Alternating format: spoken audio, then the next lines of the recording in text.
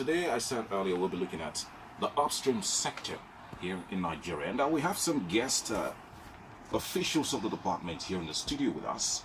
We have the Deputy Director and Head, Upstream Monitoring and Regulation Division of DPR, Mrs.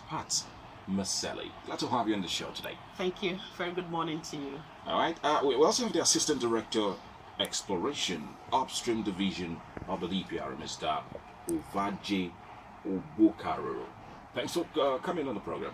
Thank you very much. And we have the Assistant Director, Operations, Upstream Monitoring and Regulation Division of the DPR, Mr. Babajide Fasina. Glad to have you too. Good morning. Thank you very much. So we have a full house. Upstream officials of the DPR, so we need a lot of upstream information here today. Okay. All right, so let's kick starts with the role of the upstream division. A lot of times we hear this, average Nigerians hear those words like upstream. What do they even do? So tell us more about it. Okay, thank you very much. The oil and gas industry business is very, very massive, and there are multiple of different businesses and jobs that must be performed to get the oil and gas out of the underground.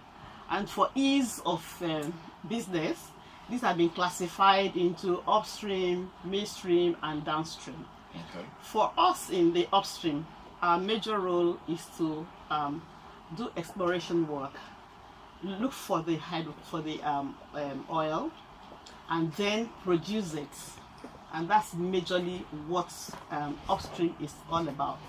Thereafter, once it's produced, it's then transported, to the terminals, Okay. where it's either exported or then some are taken to the refinery for refining to get the products.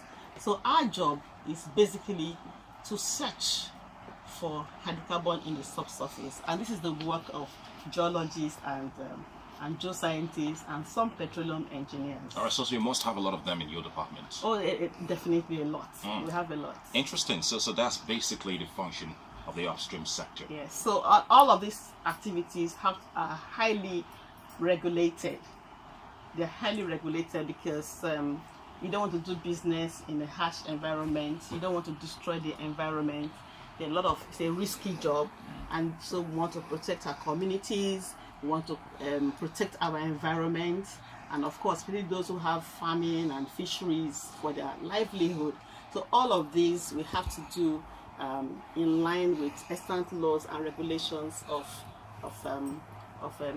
government. So that's the role that we play as regulators.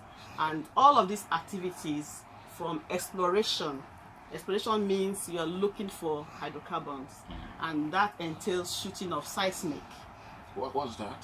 Seismic is like taking pictures of the earth. Okay. I always like to give this analogy of a woman who is pregnant and goes to see the doctor, and you have to do a scan to see what's inside. So the same applies to looking for hydrocarbon, and that process of acquiring the data, taking pictures of the earth, is called seismic acquisition. Okay. So once that is acquired, they will do interpretation, and then they'll process it for you to be able to locate those locations that have the hydrocarbon pools. Okay. So that's exploration. Interesting. So you monitor the companies who do all of these. All of these, in yes, the sector. definitely. Without our approvals, they cannot take an inch. Okay. I like the way that sounds. So everything that happens in the oil and gas industry, especially in the upstream sector, you regulate that. Definitely. Now, it's been observed that the National Crude Oil Reserve is dwindling seriously. And the question is, what exploration efforts are being made to reverse the trend to a growth path to meet the National Reserve-based aspiration of 40 billion barrels? Is that even possible to hit that mark? Oh, definitely. In the Department of Petroleum Resources, we have a map of all the hydrocarbon pools that have been discovered to date. Okay. Not all of them to the companies are economical, and so they have been left unattended. But for the very huge ones, this would be the target for the oil industry. Okay. And so, so we have, in fact, these volumes we have them, but they've not been developed and produced.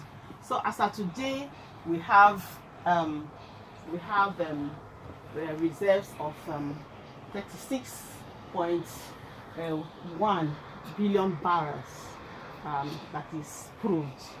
And so what we need left to get to 40 billion is just 4. Okay. And that we have. So once we develop all the satellite fields that we have that are unattended, we will get to that volume. And apart from that, we're encouraging companies, because most of the seismic data I told you about, we acquired using a technology which we call 2D. But they have progressed beyond that to have a higher one that is called 3D seismic acquisition that makes them to see even better and deeper prospects. So in the DPR as regulators, we are making the companies to drill deeper to go and tap the hydrocarbon resources that are deep down in there. So there's a